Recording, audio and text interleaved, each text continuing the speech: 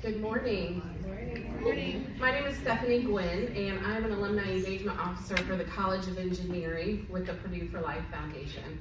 And I am very pleased to introduce my new friend, Meg Duke, today.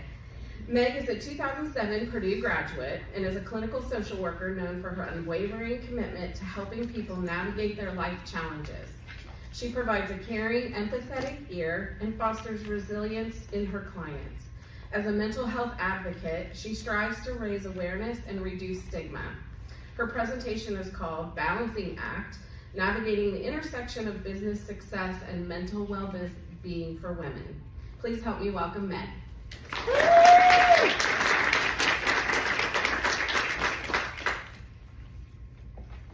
If you had 40% and you gave 40%, you gave 100%. That's my Jim Quick. Hi, I'm Meg Duke. Thank you again, Stephanie. She's been over here keeping the nerves at bay. It's so lovely to see all of you. What a pleasure and a privilege to be able to be standing up here. I am a 2007 Daniels grad. I also have a Master of Social Work degree from a school farther down south. I am a licensed clinical social worker supervisor and a licensed chemical dependency counselor. I currently live outside of Dallas, Texas, and I'm originally from New Albany, Indiana, on the sunny side of Louisville. So, coming back to our friend Jim Quick here, I want to acknowledge first the frustrations that we feel because we've all been in a space where we need to be on our game. We are in a presentation, we're in a job interview, we're sitting in front of 55 people at the Purdue Women's Conference, and we just don't necessarily feel like we've got our best, right? And that's tough because we know we're capable of more, but I also want to hold the space for the fact that if we have 40% and that's what we gave, that we did our best. Avoiding the toxic positivity of that, but understanding it's what I've got and it's what I gave. So I wanted to know, does anybody have the definition of toxic positivity? Anyone have an idea what that is? That's all right, I'm happy. And in our session yesterday, we talked about the difference between guilt and shame. Guilt being, I did something that's outside of my values, which we'll get to values in a second. And shame being, I am bad. I did something bad, I am a bad person. And that self-talk that comes from that. And how are we using the guilt to motivate us to move in different directions versus allowing the shame to be something that we're beating ourselves up. Now, we also were talking about that yesterday, and I added that in here because we were talking about the toxic positivity of everything's great, at least I have this. Don't get me started about at least. If you all can erase that from your vocab, that would be great. No one wants to hear. Or if, another one that I get with parenting is just wait, ma'am. Anyway, so avoiding the toxic positivity though, to make sure that we're not in a space where we're just letting everything float by or we're discounting the negatives that we are feeling.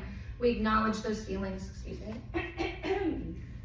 My allergies have been wild being back here in Indiana. I apologize, very sexy. Anyway, but yeah, acknowledging that we're doing, kind of keeping all of those things in balance and making sure that we know where we're going with that. So, defining success. We have to understand, of course, success for everybody is different. Success for your company, if you have to meet certain agency metrics, that's going to be different for some people. Success, I imagine most of you, I just left Kansas City, so I'm kind of ingrained in the Chiefs culture a little bit these days, and I imagine many of you saw the Harrison Butker speech, and so we of course hold space for that. No, my cousin Pamphlet. Yeah, I felt the same way, especially at a graduation speech, like what am I doing? Anyway, but we also hold space. Some people's definition of success is having babies and being an amazing stay-at-home parent, and that's wonderful and that's beautiful. And so we hold space for everybody without judgment. That's a whole underarching theme of today as well, is not being sitting in places of judgment. So understanding those definitions, understanding what are your values, what is the thing that makes you feel like you are passionate, that you're moving forward, while of course aligning as much as you can with the culture of your business, and then of course some of us having the privilege to be able to say this isn't fitting anymore, I gotta go somewhere else. And so how do we, thinking about those, balancing those things, the goal achievement, the life achievement, the personal life, the travel, all of those different pieces are things to keep in mind. So balance, again, what are your personal values? Are we working at home? Are we stay-at-home parent? Are we building an entrepreneurial? Are we working with it? Yesterday in the session, do you know what that session was called that we were in here? It was like something about full-time to entrepreneurship. It was full-time to entrepreneurship, and we were in this room in here, and she talked about being an intro. Oh, hi! Oh my gosh, I loved you! Hi! Yes. I literally, yesterday, I was telling Stephanie, I was like, I'm so glad I went on the second day, because I pulled a couple of things from some of the sessions that I was in yesterday. I put in these notes. Hey, you! Yes, if you missed it, I don't know if you recorded it, but if you missed it, go meet her. Hey. Vicky, intrapreneurship is what Vicky was telling us about, and I have my own business. I forgot to mention that at the beginning. I was making jokes about having a degree from IU. Yeah, I am an entrepreneur because I work for myself, and I work at home in a private practice. And so for me, that wasn't something that was applicable to me, but I thought, look at all these people I'm going to talk to tomorrow. Like, you might feel like you can't get away from your agency, your company, but you can find that new thing that is the new thing in your business, where it is. Intrapreneurship, I loved it. I'm so excited about it. So thinking about the things that help you to feel that balance, that passion. How do I not just spend 40, 50, 60, 70, 80, we used to both work on Wall Street, so 80 hours a week in doing something. What else am I doing that helps me to build that passion and also to help me find balance, which I'm so sorry, I shouldn't ever say, very rarely saying one thing, all one thing, but if you're working 80 hours a week, maybe not so much balance. Okay, so what would you say to a friend? This is the piece that I think it's such a therapist trope.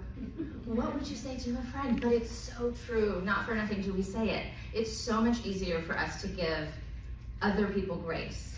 Other people deserve a break. Other people deserve to fulfill their dreams, to go and do something else. But we do not. We have to be right where we are. We have to always say yes. One of the other sessions I was in yesterday, she was talking about how many yeses do you have? And if you have 5 yeses and you give 4 of them away, you've only got 1 left for yourself. Or did you give all 5 of them away? And now you have nothing for yourself, right? And so how do we start to get to that space where we understand that if we had 40% and we gave 40%, we gave 100%. That's okay. That's exactly what you would say to a friend, and we gotta put that mirror right back up on ourselves.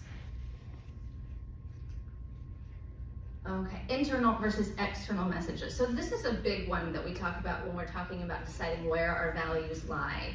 So I mentioned I'm a licensed chemical dependency counselor, and one of the things that we talk about in Smart Recovery is your hierarchy of values.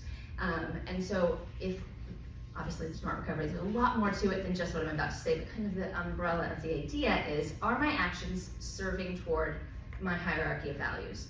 Is this a thing that helps me further my own purpose, further my own passion, feel better about myself? Or is this something that is kind of in conflict with that? And again, it's a lot more than that, but generally speaking. And so that's how we think about what is the thing that's important to us. And the thing that I have a conversation with a lot of my clients is, where are those messages coming from? When Barbie came out last year, we talked a lot about patriarchy and sorry, Dad, but it's nice to have a man in the room. There's one in the back too. Anyway, but no, he doesn't participate in toxic masculinity, which is great. But so we talk about the idea of the Harrison Butler of it all, right? We were born with a uterus so that we could pop out a baby, and that's what our mission and our value is, and as much as we may be like, Karen, I'm with you, right? No, but we heard that growing up. We heard that we were meant to do some of these things, that we were supposed to get married, we were supposed to have kids, but finish your degree, but then also have babies or whatever that was. And I'm very lucky, and again, they're sitting right there, but my parents never said that to me. It wasn't always a thing. It was go do what makes you happy, go find your joy, but not everyone heard that. And so that's just one example of something that's obviously kind of fresh in the media, but what are those things? Do I really feel that way? Do I really believe this? Is that something that actually motivates and drives me? Or is that what I saw on TV growing up? Is that what I heard in groups that I was a part of growing up? And I just kind of identified that as something that I just keep doing. And sometimes it's really been interesting for me as well. I'm just going to keep referencing clients, obviously HIPAA, so no identifying details. But But the idea, even so, when I'm working with clients who it's their first time in therapy or whatever it might be, and they're like, it's been really interesting in this romantic relationship or this friendship or even with my mom or whatever it might be, like, I feel like I'm moving along and I'm changing, and she kind of seems to be just staying right where she is, and the self-awareness piece isn't fully there, which, I mean, don't get me on my soapbox about therapy for everybody. But also, what privilege to be able to access therapy, certainly. Oops. My bad. Okay. But yeah, and the idea of the self-awareness and how that grows and the things that we're starting to recognize, because you're actually sitting and taking that time to ask yourself, what is my hierarchy of values? What do I do? I'm sure some of you could write them down right now. And if you were to write them down right now and reflect on them, how many of those are you? How many of those maybe might be coming from an external voice? Is it a combination? Do you sort of believe that, but start to believe something else? And it's something that I don't know if a lot of us take the time to think about, and what privilege that I get to sit in my role and watch people walk through that journey. I get to ask the questions that help them to get to that space.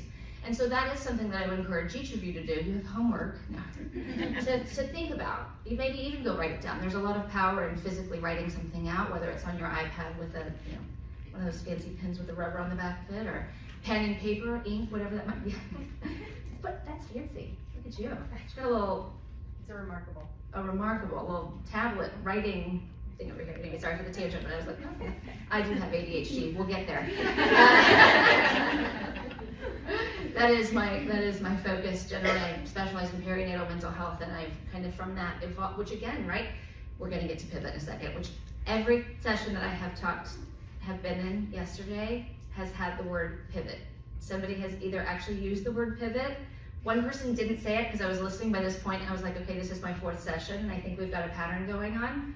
I'm literally skipping ahead because that's like 2 slides from now, but I'm already here, so we're just going to talk about it. And she didn't actually say pivot, but she said to not be afraid to change. Which, do we have any friends? Yes. Okay. I almost pulled it up, and then I was like, I don't want to put extra technology on my screen, but if you're not familiar with Ross Geller's screaming pivot, it's quite the scene. But yeah, so not being afraid to pivot, or being willing to be vulnerable and make some of those changes. It's a scary thing to decide the things that weren't important to us, maybe aren't as much as anymore, or the things that got us working on Wall Street weren't fulfilling us. I went and left and got a master's degree in clinical social work. I was there when we were just talking about this. I was getting my master's degree at Fordham University while Occupy Wall Street was going on. And so people would come into our social work classes and be like, we're going down to Occupy Wall Street. It's Saturday, or not Saturday, I was like, Wednesday at 2 p.m. We'll all meet there. And I'm like, yeah, like all my friends still work there. So I'm gonna set this one out, but I see what you're saying, but I'm not anti-capitalism, but I also understand that things could be different in regulations. It's tough to sit with that, and there's a lot of tension there. And it's not easy. It's not as easy as, oh, that's not me, move on. But it is tough, which is, again, why I encourage everyone to get a therapist. So again, career and identity. I love this, and I talk to my clients about this a lot too. A lot of the new stuff when you're starting is very tedious. It's very, write it down at this daily mood tracker at the end of the day. It's very, how much water did you drink? It's very, like, being very intentional about a lot of things, because to change, you have to change. And if you're not aware intentionally of doing that, sometimes it feels flighty or out of hand. So one of the things that we talk about is the language that we use, right? What do we want to, like, anybody in here have kids or work with children or have friends who have children or know of a child somewhere, right? What is one of the things that we ask them? What do you want to be when you grow up? Or what do you want to do when you grow up? Right? Now, I do have to acknowledge, I do say I'm a social worker. I just said at the beginning of this, I'm a licensed clinical social worker supervisor and a licensed chemical dependency counselor. Not, I have a licensed clinical social worker supervisor license. Also, that's just bulky. So I acknowledge that, but right, if we're starting to think about that, if we're starting to pass that language on to the future of children as well, like, what do you want to do when you grow up? Because it's nice for the kids to be able to be in a space where they don't feel like that's their mission in life, is to go and get a job. Like, what sort of art do you want to bring to the world? What sort of compassion would you like to bring in the world? What sort of things bring you joy? Also, do you want to be a construction engineer? Like, all of those things, and those are great too, but would you like to work as a construction engineer versus being one? So again, I do social work, not I am a social worker. Little changes help us to make little changes, right? And that's something that I think for ourselves, as well as when you grow up, when I work with a lot of new parents, that's the biggest thing. What is motherhood and identity? It's really wild how quickly people lose their identity, because especially with a newborn, that is your 24-hour job. And by 24 hours, I mean, you really talk about not working 80 hours, right? That's your job. That's what you do, is to keep that tiny human alive. Are you an amplifier? Am I an amplifier? Always. So that's the thing, right? Is how do we get ourselves to be able to hold on to the space that we have while being exhausted by raising a new child or whatever that might be. And that's a big problem for people. And even not even newborns. This is years and years in. I've got 4 kids. I run to soccer and swimming and piano and this and that, and I don't know who I am anymore. And to be able to take some of that time to sit and reflect, and again, understanding that it's not bad that some of that identity is parent. I'm so sorry, I guess I forgot my 0 type last night. Some of that is parent, and that's really beautiful. And also, that can't be the only thing that sustains you, because eventually we talk about burnout, right? We do start to burn out by that, and it's very difficult for a lot of people, and that's another thing that we process a lot in therapy. So mental health days. So this, my friend Sandra here, she works for a large corporation, and I had asked her, I was like, what are you all doing at this big, do you mind if I say or do you not say? Yeah, you're She works for Zillow, I'm sure you're familiar, I'm sure we all drive through the neighborhoods and I'm like, how much do you think that house sold for? That's Sandra. So I had asked, because I work for myself, so for me, for a mental health day, for me, for employee engagement, for me, all of that, it's just me, and so what am I doing? And that's a very intentional thing too, because some of you all might be entrepreneurs, and you might be a team of 1, and that's not your prerogative to have to be able to send out Slack messages on Wednesdays to people to check in, but what am I doing for myself to be intentional about that moving forward? But this was Sandra's example, and I left it up here because it wrote out the emojis, and it made me laugh. Drink your water, woman walking, dog, amazing stars too. Anyway, it made me laugh, so I put it up there. But yeah, so here, what's beautiful about this, mental health days, not for when you need one, which also for when you need one, but not for I woke up today and I can't get myself out of bed and I can't go to work. But how are we, if you are a boss, if you are a supervisor, if you are the employee, how are we being intentional about this? And I want to acknowledge the privilege that a day off is. Like, if I don't work, I don't get paid. Like, I'm making $0 today, but that's okay, because I have the privilege to be able to afford to do that every so often, right? So I do want to hold all the space for that. If you're like, yeah, Meg, that must be so nice for you to be able to take mental health days. Right, privilege acknowledged. But if you're able to do that, how do you pepper those in? Once a quarter, are you taking a day and you're going to go for a run or meet a friend for coffee or take a long weekend and go visit your family or whatever that looks like? It's not for when you're approaching burnout. It's throughout, and how we're being, there's that word intentional, to make sure that we're taking care of ourselves. So this is an example from Zillow, and I love it. Every Wednesday, is everyone familiar with Slack? It's like that text message or like a WhatsApp kind of energy. Every Wednesday, they get healthy reminders at 11 a.m., which is Pacific time, but that's whatever your time zone might be. Happy Wednesday. Don't forget to take care of you this week. And then now would be a good time to drink some water, take a short walk, play with a pet. Say out loud one reason why you're amazing. Stars. Play a song that never fails to put you in a good mood. Remember, you have people who are cheering you on. Panda cheer. I actually don't know what that is, but I'm going to type. I meant to type it on my phone. Oh, so it's yeah, I'm sure it's like, yay. But right, this is the kind of information, and I don't mean to belittle what this is, but I can't imagine that to HR, your director of mental health, whatever the person, it doesn't take that much time. It's these little things that we're showing our employees, like, have you stood up today? We're gonna get to physical health later, but literally, have y'all stood up, right? When you're sitting at your desk, some of us, we are not meant to be physically sitting in front of a desk, and what do I do all day? I sit in front of a desk for about 50 to 55 minutes and talk to people. And then I get up and I run to go pee because pelvic floor issues. And then I go and I refill my water, and then I come back down, and then I sit down for the next one, and I sit for 50 to 55 minutes again. And then so I'm trying to get like a standing desk, and sometimes I can do that. I really love one of those treadmills, but I feel like that would be a weird thing if you're like crying. Oh my God, I don't know, right? Maybe not, but the standing I think is okay. They can't tell that I'm standing anyway. But right, the little things that we're doing to be intentional about all of our health that play into our mental health. Something like this. There was one last week's was send a red heart if you're feeling cheerful, send a purple heart if you're open to have somebody talk to you, send a blue heart if you're going through it today. And people actually, and I was like, she showed me this a little yesterday at lunch, and I was like, okay, sure, you will do that. And people did. People were able to be vulnerable on Slack and say, blue heart, some with no words, just blue heart.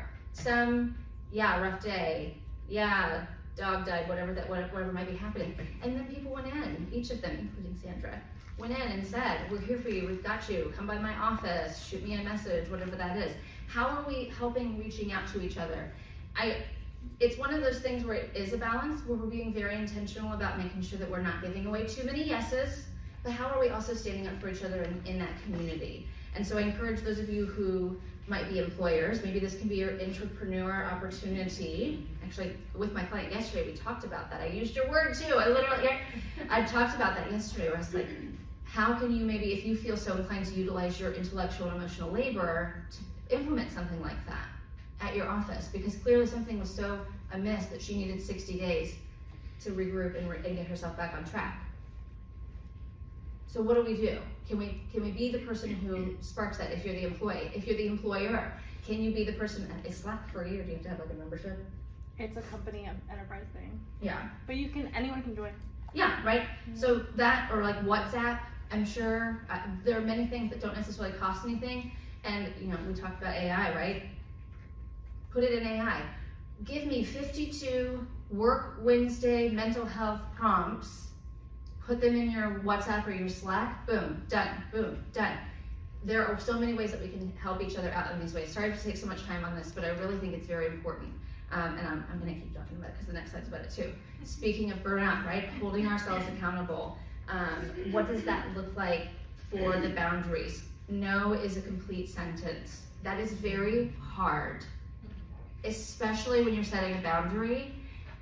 Literally, guys, I'm so glad I took that client yesterday. She's just given me so much gold. Obviously, no identified information, but talking about, that was another thing too. She's like, I just feel like sometimes I ramble, and I don't know why. And one of my things was, do you find that you ramble when you're setting a boundary or redirecting somebody?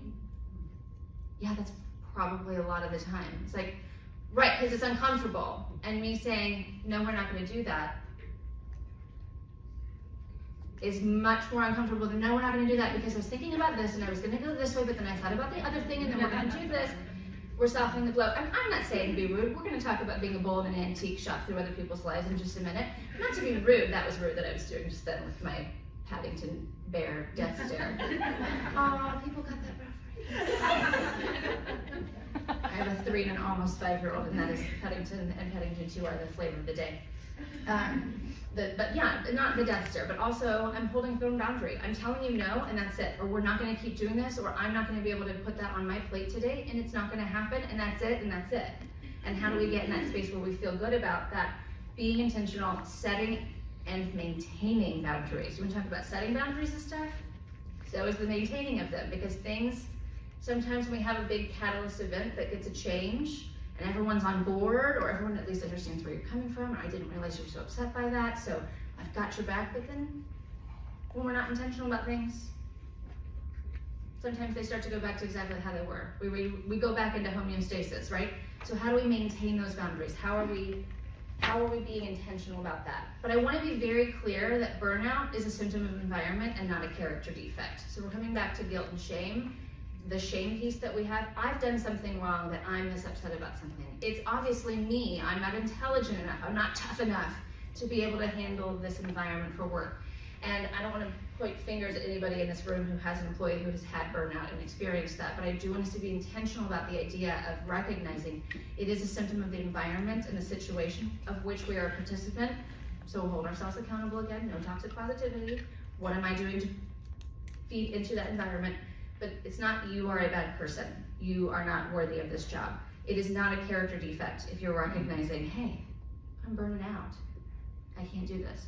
Which is why we come back to the idea of a mental health day, a mental health, whatever that looks like, and checking in on those, right? Okay, here we are, pivot. I really did, I was like, I should just put that in there. Maybe I will after this. I might be running a little short today, so I'll probably just hop on the YouTubes and pull it up for everybody who doesn't know what I'm talking about, and the rest of us will have a good laugh. So I want to, again, acknowledge privilege is the word of the day as well, the privilege that it is, right? And what privilege I had. My parents, bless you, paid for my Purdue education so that I had the ability to take on loans to be able to pay for a master's degree, which I'm still paying off, $30,000 left. But that's okay. Social work. Why it's, yeah, anyway. But the privilege that it is, right? There are monetary concerns to making a pivot. When I worked in Indianapolis, I'm not going to say the name of the company at all, but I worked at an intensive outpatient partial hospitalization program at St. Vincent for my field placement.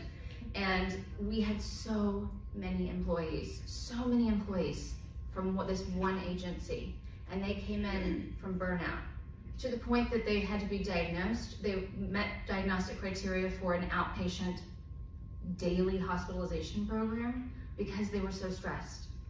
They could not leave because no one else pays that well. And what are you supposed to do? I got 5 kids, I got bills, I got loans, I got this, I got that. So I really want to hold all of the privilege. It wasn't as easy as, get you out of that job.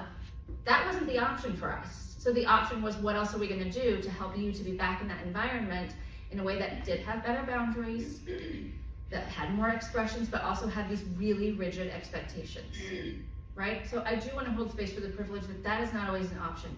Not everyone has the money to go get a PhD.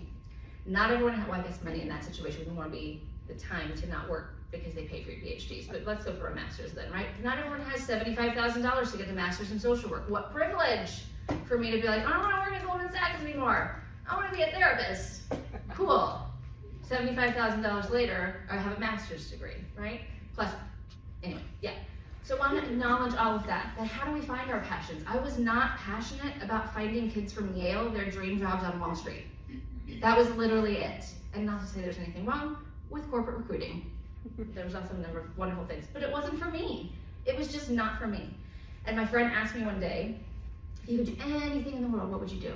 And I said, well, I'd like to be a professional snowboarder, but I think that ship has sailed. Also, I mean, Southern Indiana is a lot hillier than it is up here, but I guess Perfect North exists, doesn't it? Anyway, right? That ship had sailed, right? But I would have liked to have been a therapist, but I was like, I don't want to get a PhD, that's like so much time, and da-da-da. She's like, you know, you can be a therapist with a master's in social work. That's what I'm getting at Columbia. So that's how I ended up coming into that, because I really did want to help people. I loved being the person that people came to then for advice. I don't give advice as a therapist, and it's just one of the biggest, my clients are like, oh, thanks for that advice. I'm like, I don't give advice. It's not my job. It's not the same thing. But anyway, but I love when people would come to me, and I really felt encouraged and empowered and passionate about that. And so that's where I made my pivot. What is the thing that helps you to feel passionate? And maybe it's not your career. Maybe you stay in the career, but you find the other thing you should open, your Etsy shop or whatever that is, because that's where you have the energy to be able to do that. So it doesn't necessarily have to be a $75,000 master's degree, but it can be something else, right? And I loved 3 of the sessions yesterday talked about it's never too late. Time is of the essence, timing is important. I believe that we're all supposed to be in this one space together right now, and I'm so grateful for every single face in here. And it's not too late. So age can't be the reason why you don't do the thing that you want to do. And easier said than done. If it was easy, you'd already be doing it. Spoiler alert, that's our 2024 mantra.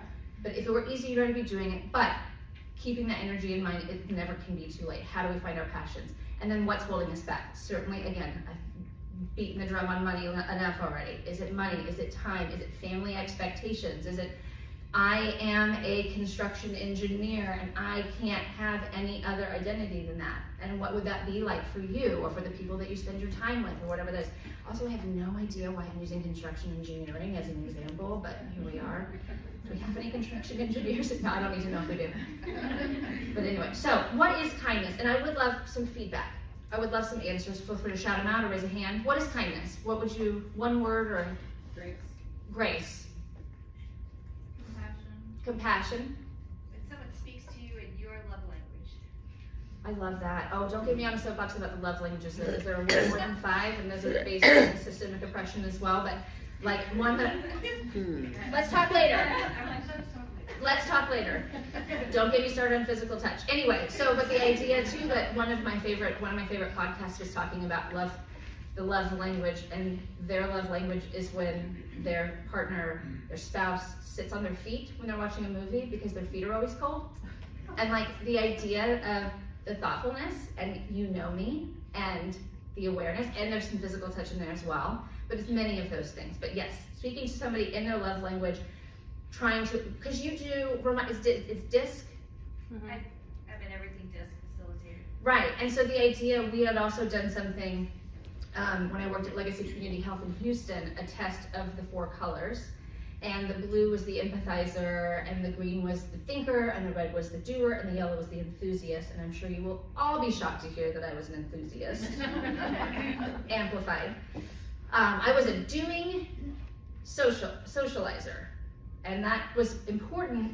They have it in our little lanyards, had our colors on it, our emails. That way, if I walked into a doing thinker's office, I could walk in and say, hey, here's this thing that you had asked for, here's this deadline, here's what we're doing.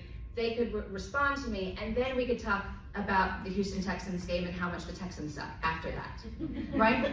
Because they need to know what we're doing so we can move along before I come in and disrupt their day talking about my favorite podcast, right? Or somebody the opposite of that. It's just being intentional, and it doesn't have to be that way, but it's just trying to show that you know somebody, or that you want to get to know somebody. You want to meet them where they are, and I love that, so I appreciate you sharing that as well. Any other thoughts on kindness? The answer is the limit does not exist on this, so if anybody else has any ideas. Safety, yes. Listening, yes. Sympathy, yes. Anything else? Okay.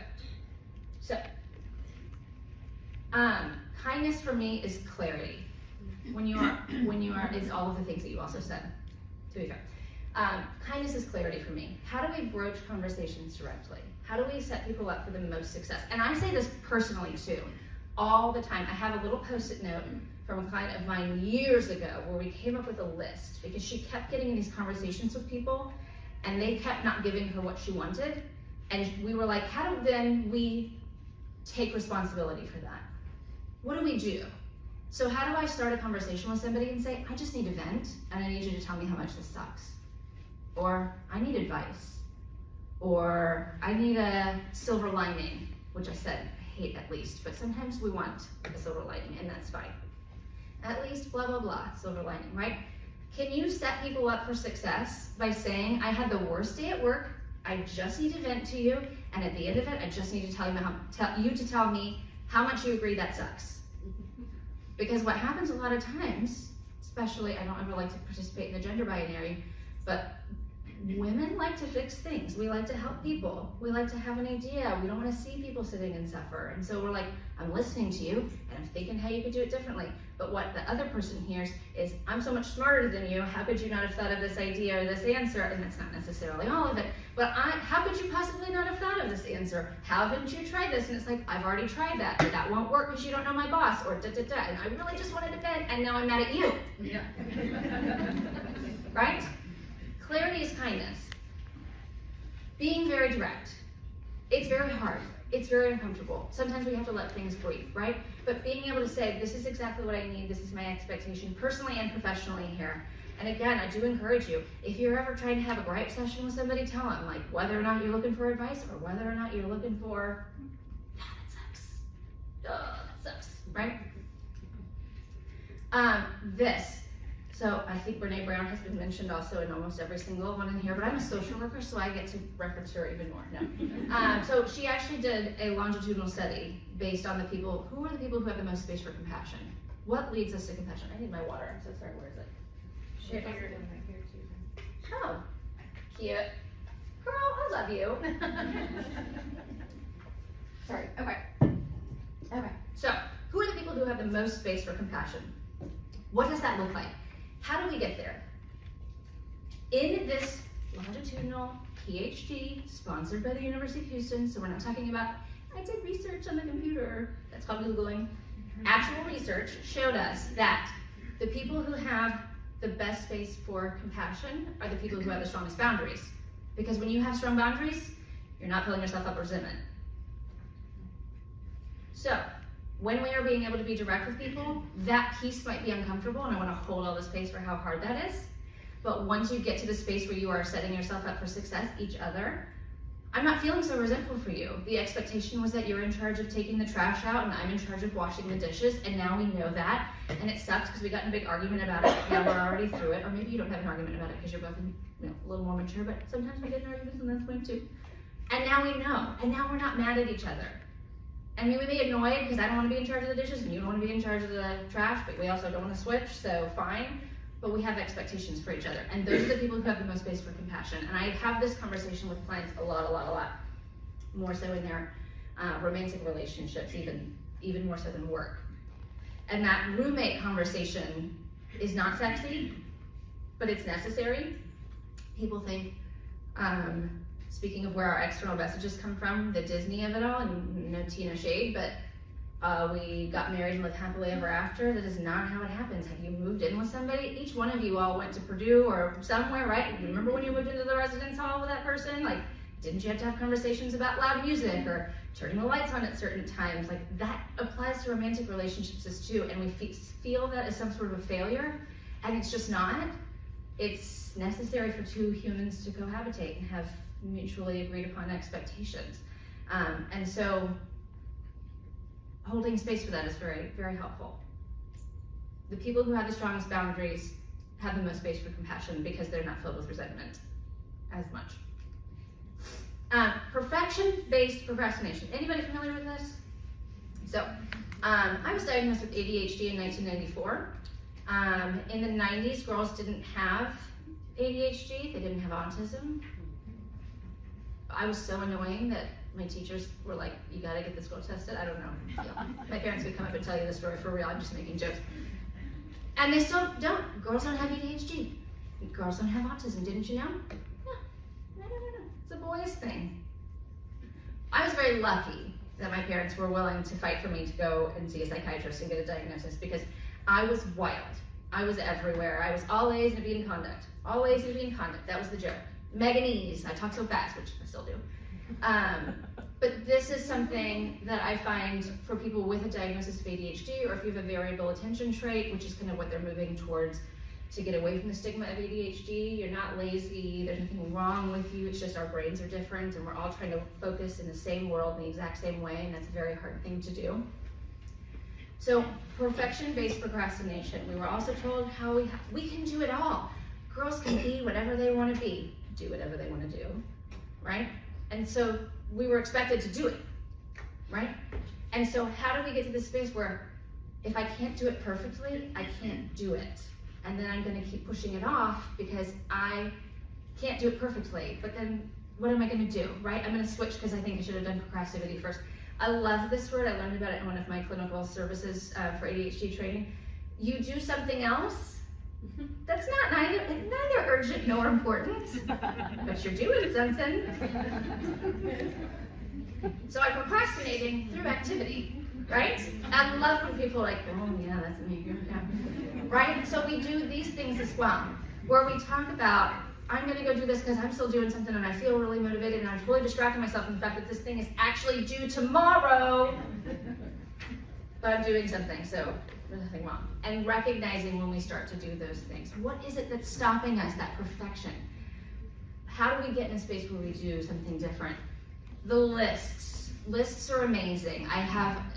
This is what so many clients of mine come to talk about, right? The lists are so helpful, writing things down. There's something called an Eisenhower matrix where it talks about what's urgent and what's important, and then it goes through the four, like, is it urgent and important? Is it urgent but not important? So on and so forth. Encourage you to Google the Eisenhower matrix. It's usually where I have my clients start, and then we make it our own. That's where I started, excuse me. And then I moved into, I have an Excel sheet. I have what's due today, what's due this week, what's due in the month of June, and what's due in the future. My book is on there. Is it my priority right now? It is not. Am I gonna write a book? Maybe not. Am I gonna write a book? I hope so. Am I leaving it on that list because we're manifesting? Yes. So those are the kind of things where you wanna make sure that you are keeping it in mind, but you're not putting the pressure on it. But this is what's due today. Did I need to get an email into the comptroller by June 15th to make sure that my Texas license LLC whatever was done? I did. That was due last week, and I did it, which is great because it was on my today to-do list. So being able to be in a space where you're intentional about that is great. The problem is lists are not enough if we're not doing something with them, right? Lists are amazing and lists are not enough. And so how are we very intentionally implementing that into our life, into our jobs, into our personal lives as well? Are we forgetting to show up for that brunch that we were supposed to be hosting with our friend for our other friend's birthday? Are we forgetting to buy the champagne, whatever that might look like? All of those things are very helpful for you to have written down, but if you're not doing things that go with that, that is the piece. And so I want to make sure that I espouse the virtues of lists, but also acknowledge that how we're going to be doing other things as well. So that goes into the organizational skills piece, right? So we talked about the Eisenhower matrix. We talked about a number of different things. It's very different for every one of you. But recognizing, again, coming back to the perfection base, if you had 40% and you gave 40%, can you turn it in at a 40%? I don't know. But if you had something that you did at a 40%, which again was your 100, can you take it to somebody and say, this is all the work I've done for this and I need help vulnerably, right? Do you work in a space where you can be vulnerable and say, this is what I got? I remember when I had my very first interns, I used to work in downtown Indy at a law firm, and we had interns from Butler. And I would always tell them, I'm like, don't come to me. I said it nicer than like, don't come to me. But I basically said, don't come to me and say you don't know how. Come to me and say, I tried this, this, and this, and they didn't work. Or I was thinking about trying that, or that. What do you think is the best, right? So if you can get to that space where you have tried authentically, and you had your 40% and you gave your 40%, which was your 100%, can you bring that to somebody? Can you allow yourself to not be perfect in the eyes of your peers or your supervisors or whoever else it might be? But that's a hard thing for us, I think, especially as women. But it's a hard thing for us. And so I love to be able to acknowledge the perfection-based procrastination, and then of course I love the procrastivity as well. Okay, so the physical health piece here, right? I have a girlfriend. We're going back to New York when my friend asked me what I wanted to do for a living. This is the same girlfriend. We are still friends. We currently host a bi-weekly, quarterly accountability crew. And she is also currently taking a Pilates training instructor. And so she needed some warm bodies. And of course, I'm like, happy to help. Teach me how to, do things. I'm very inflexible. And we talked about this. She's like, well, what would your goals for this outcome be? Of course, strength, flexibility. And I said, honestly, too, breathing. Does anybody, I'm very serious, and please, if you do pull me aside later, does anybody intentionally breathe in the day? I really feel like I don't. Yes, right? And some people do, and that's so great, but does anybody go through the day and never think about breathing? And I talked to my friend, her name's Alicia. Hi, Alicia. And she said, I used to yawn constantly in sessions, and I'd have to constantly tell my clients, I'm not bored. And luckily she knew, you know me. I'm very into what you're doing, but she was constantly yawning, and then she started doing more and more Pilates and being more intentional out of breath. And she stopped yawning so much. And I said, yeah, that's literally it. I don't yawn so much, but I just sometimes feel like I just don't breathe. And when you oxygenate those muscles, it avoids the carpal pedal spasms when you're starting to have some panic. If any of you ever have panic symptoms that result in the physical piece of it, that oxygenating the muscles is so important. We talked about standing earlier. How many of us in here, feel free to raise hands, how many in here sit all day for a job? My goodness, right?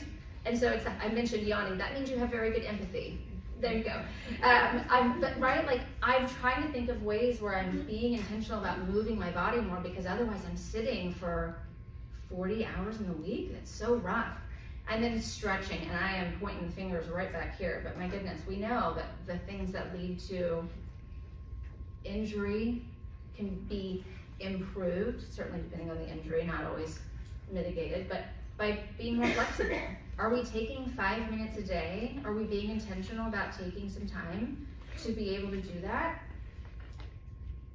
I really don't. Do we all think that we could find, do you think you could find 5 minutes? And that going into that scheduling piece, right? Like, I probably should have mentioned this during the last slide, but I'll do it now to go with the organizational skills. I apologize for skipping over that. Is the calendar piece with the lists. We use it for depression as well, activity planning. So change my clothes, 9 a.m. Put on, get out of bed and put on other pajamas I didn't sleep in, right? Because we're changing the energy. Put on new pajamas that are fresh. Putting it 9 a.m. because that way I'm gonna get up and do it. It's on my calendar and I'm gonna remember, and then if I decide not to do it, I've at least made an intentional choice not to do it. Or something else came up. Eating, drinking, standing, stretching, water, right? All of these things, a breathing break. I really do encourage you all to put these into your calendar. You should see my calendar. It is brightly colored in many ways. I've got a calendar for this and a calendar for that and a reminder for this. Treatment plan updates are in bright yellow and they come at 9:45 on the day that it's due and right? Like all of that stuff is in there. My biggest concern in ADHD is if somebody is talking to me, I think about something that maybe has nothing to do with what we're talking about. And then I'm like, okay, but I gotta remember to get a birthday card because I gotta remember to get a birthday card. And I'm not really listening to what you're saying because I gotta remember to get the birthday card. If I don't get it, then I'm gonna be really upset with myself. And then I've either not paid attention to the person in front of me or I've forgotten about the birthday card. So I love to have like a notepad or this guy right here. I have so many remind me to do blah, blah, blah at 6 p.m., which I did yesterday on my therapy session and she heard me and actually put that. So yesterday at 6 p.m. I got a reminder to do blah, blah, blah, which was great. Those are the things that will help you, those reminders. I think sometimes people are like, oh, I shouldn't have to do that. Well, don't shit on yourself. You have to do it. Like, right? That's another therapist saying. Don't shit on yourself. I shouldn't have to do that. You do, and it helps. And maybe one day you'll get to a place where your mind starts to work in a different way where you don't need to. And also sometimes, maybe you will need to wear a reminder watch for the rest of your life. But you know what? Unmanaged ADHD or variable attention traits, whether or not you have a diagnosis, manifests as anxiety. I can't tell you how much less anxious I feel when I can sit and listen to somebody talk to me because I was able to write down birthday card, or I reminded myself that I needed to take my trash bins out, or whatever that was, because I'm able to focus on that thing. Or I don't have to worry about whether or not I remember to get that birthday card, because I know it's on my list, and I know when I shut my laptop before I do that every day, I'm gonna check that list. So I've gotten into these habits, and my anxiety has greatly decreased because I feel less chaotic and twirly. Another Friends reference, yes, maybe? So these are the things that I would encourage you to think about, right? Physical health, mental health, emotional health, it is all linked in various ways. We all have different bodies and minds, but being intentional, like we do all have 5 minutes, hopefully, right? How do we use those 5 minutes? A guided meditation. I know meditation for some people like, oh, my brain is all over the place. Mine is too. I actually have a little band tracker that tracks my brain waves while I'm meditating. You should see my scores. They're terrible. But I'm doing it. It's okay. I suck at it, but I'm doing it. And I do think I'm getting better at it, right? And so if you don't have a little band, you won't know. But we do that non-judgmentally. We recognize our thoughts wander off, and we bring them back in non-judgmentally. So I do encourage all of these things. Breathing, standing, stretching, guided meditation, any way that you can get that built into your day. Self-care through subtraction. So this is the thing that I find to be, one day my kids' school had a play date,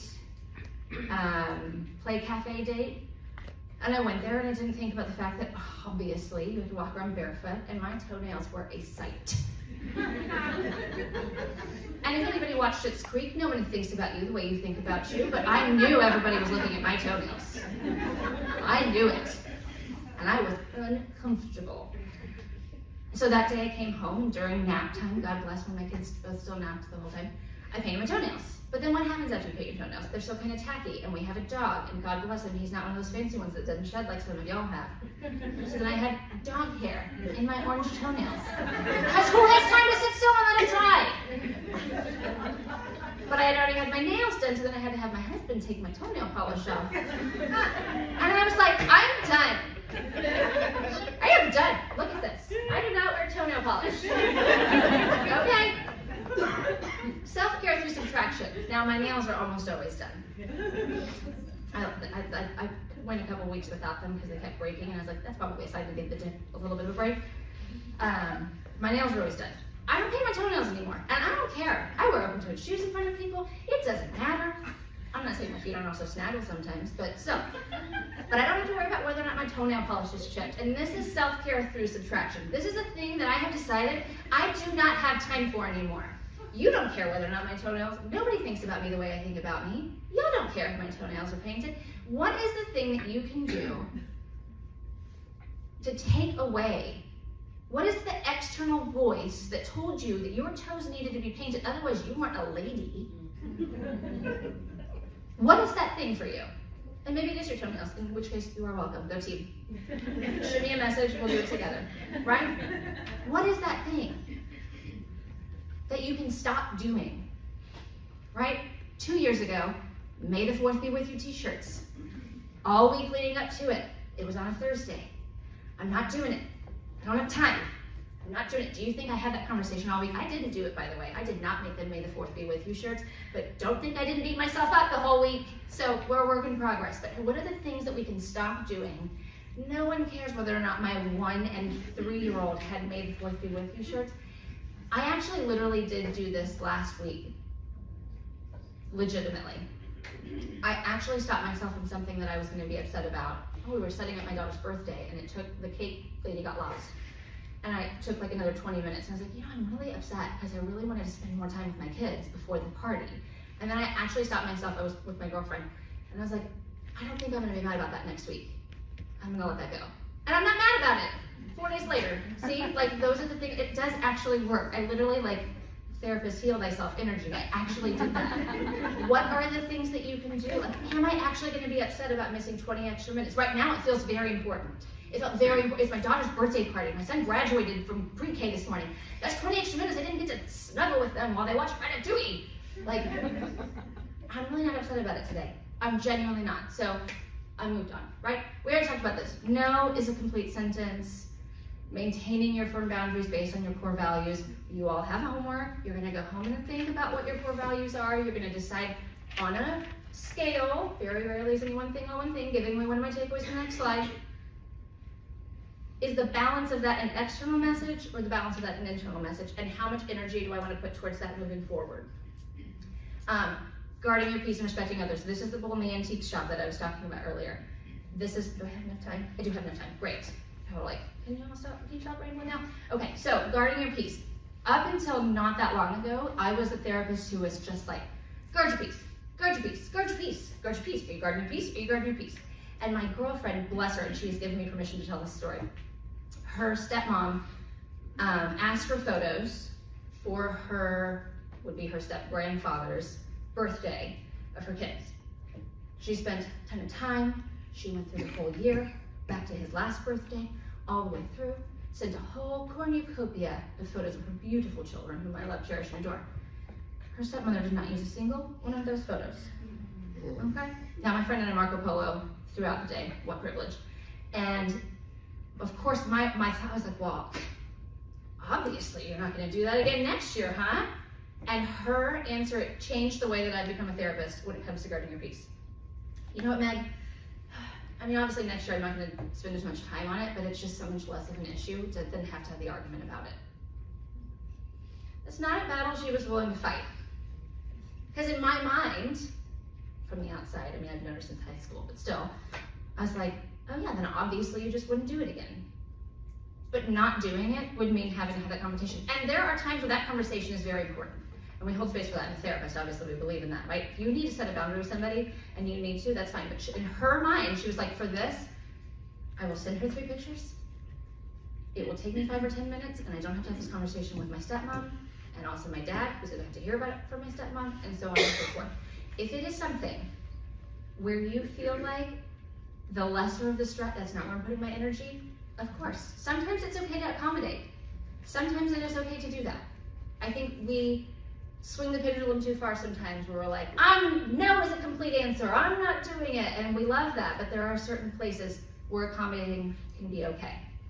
And while we're guarding our peace, we have to be respectful of others. The same as like if I say no to you and no is a complete sentence, I'm not going to do it with my Paddington Bear stare down face. I'm going to do it kindly, with clarity, but not rudely, because we can't be a bull in an antique shop through other people's lives. So how do we balance that out and being intentional about that while also making sure that we are feeling like we are living our most authentic lives? So, one more water break. Sorry about that. Okay, so I was stressing about the speech coming up to it. I just didn't feel like there was a good through line. I just felt like I was kind of throwing some mental health ideas at you and seeing what would stick for each one of you. And then yesterday in one of the speeches, a couple of things came to mind and I thought, okay, these are the things. So 2 of these things are things that I say almost every single therapy session. I need to get like a revolving neon sign before me that I can click, and like the pink one does this and the blue one says this. And then the other thing is the thing that I end my podcast with. Our 2024 mantra, I said it earlier, if it were easy, you'd already be doing it. I need everyone to internalize this, because if it were easy, you'd already be eating spinach for every meal, and grilled chicken, and you'd be running 10 miles a day, and stretching for an hour, and meditating, and transcendental meditation. If it were easy, you'd already be doing all of those things. And so this is not an excuse for toxic positivity of, oh, it's so hard, I can't do it. But we all have to start somewhere. It's okay to suck. If it were easy, you'd already be doing it. This is our mantra for the year. Very rarely is any one thing all one thing. This is the thing that I want everyone to encourage. We're not judging people. I saw a meme recently where it was like, if you were judging another woman based on her clothes or her spray tan or her whatever and her whatever and whatever, that's a you problem, not a her problem. Very rarely is any one all one thing. We don't know what that person's going through. We don't know. I could come up here with a list of examples of ideas, and I know every single one of you can too. It's okay to feel multiple things at one time. You can be sad about something and excited about it at the same time. You can be grateful and also feel all of those things. But sometimes we struggle with the idea that it's okay to feel multiple things. So I say this a lot. Very rarely is any one thing all one thing. And if any of my wordsmiths out here can come up with a way to make that pithier, I would be very grateful because it's wordy. But keeping that in mind. Always and never, those are common thinking error languages anyway, but that's something for us to think about as well. And then, Ted Lasso, be curious, not judgmental. Again, if you see somebody and you don't like her spray tan, and you need to know about it, you have questions to ask, but don't wander around with that energy of like, and then I'm bringing you into it because I'm bad-mouthing somebody to you, and then I'm bringing that energy to you, or whatever that, right? And if you do really need something, like I don't understand that and I need clarification because it's going to be an impact to our relationship, ask questions. I encourage everybody to maybe start with questions. Unless somebody punches you in the face, but even then you could ask, why'd you do that? But be curious, not judgmental. Thank you all so much for taking this trip with me. You can find me, my Instagram is Amplify Wellness with Meg, Meg Duke, LCSW.com. I also have the podcast, the Perinatal Podcast, which I should have put up there and I didn't, but I'd love for you to hear that. I don't think we have much time. We have 2 minutes for questions.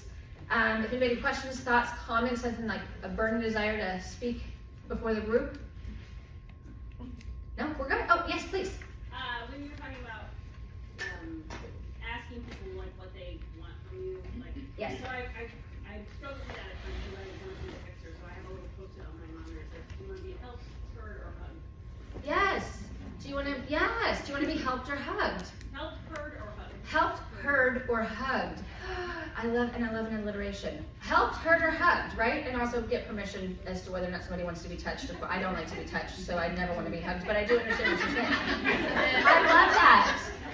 Help, do you want to be helped, heard, or hugged? Because your natural inclination is to be a fixer. And sometimes people come in and they're like, I just wanted a hug, right? Or I just wanted to be validated. So thank you for that, I really appreciate it. Yeah, thank you for sharing. I saw another hand. No? Good. Well, again, oh, yeah, sorry, Sandra. So I put it in ChatGPT to find you a pithier phrase. Oh. And it is, few things are completely one-sided. Oh, few things are completely one-sided. We did it, team. Hey, look, and I think fear of AI is kind of another throughput for the conference, but we've done it. Thank you all so much. What a pleasure.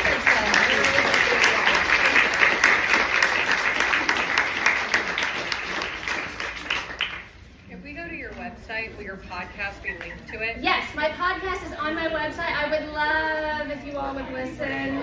And it is in there. Yes, great question. Thank you. Yay, good job, Ben.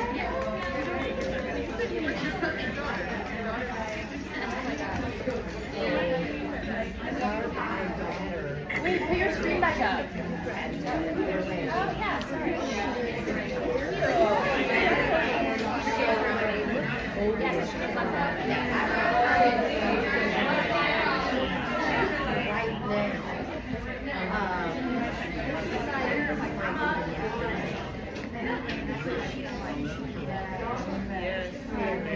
a picture of you with your daughter.